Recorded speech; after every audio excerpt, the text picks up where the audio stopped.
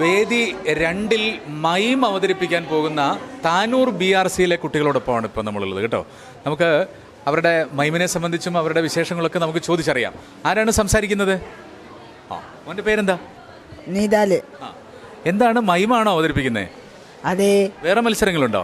വേറെ ഉണ്ട്, മാപ്പിളപ്പാട്ടുണ്ട്. മൈമിൽ എന്താണ്, എന്ത് തീമാ വെക്കുന്നത്, എന്ത് ആശയമാണ് കാണിച്ചു കൊടുക്കുന്നത്? മൈമില് നമ്മള് ഒരു മൊബൈൽ ഉപയോഗത്തിനെ കുറിച്ച് നമ്മൾ മൊബൈൽ ഉപയോഗം അൺഹെൽത്തി, അതായത് മൊബൈൽ ഉപയോഗിച്ചാലുള്ള ദോഷങ്ങളെ കുറിച്ചും അതിൻ്റെ ഭവിഷ്യത്തും ഒക്കെ ഉൾക്കൊണ്ടിട്ട് ഒരു തീമാണ് നമ്മൾ അവതരിപ്പിക്കാൻ പോണത്. ആരാണ് ഇങ്ങനെ ഒരു ആശയം പറഞ്ഞു തന്നത്? അത് മൊഫീദ് മാഷാണ്, നമ്മുടെ മൈമിന്റെ ട്രെയിനർ.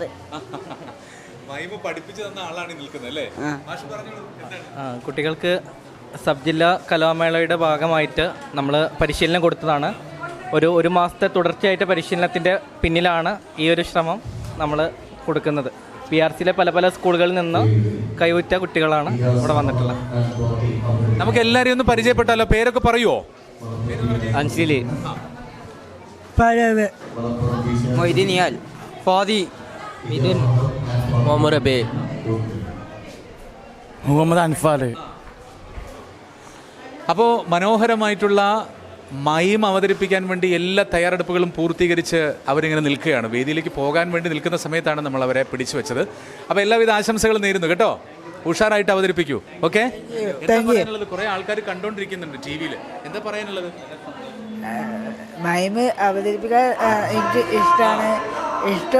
ഞാൻ ഇതുവരെ എൻ്റെ അഭിപ്രായം പറയുകയാണെങ്കിൽ ഞാൻ ഇതുവരെ ഒരു മൈമിന് പങ്കെടുത്തിട്ടില്ല. ആദ്യമായിട്ടാണ് ഞാൻ ഈ സബ്ജക്റ്റിലേക്ക് മൈമ് അവതരിപ്പിക്കുന്നത്. ഓക്കെ.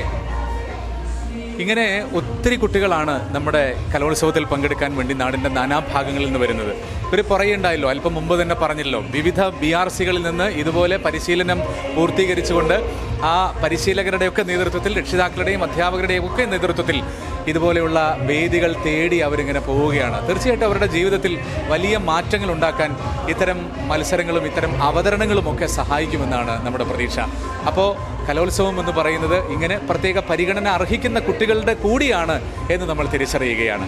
KL 71 വാർത്തകൾ കലോത്സവ വിശേഷങ്ങളുമായി നിങ്ങളോടൊപ്പം തന്നെയുണ്ട്.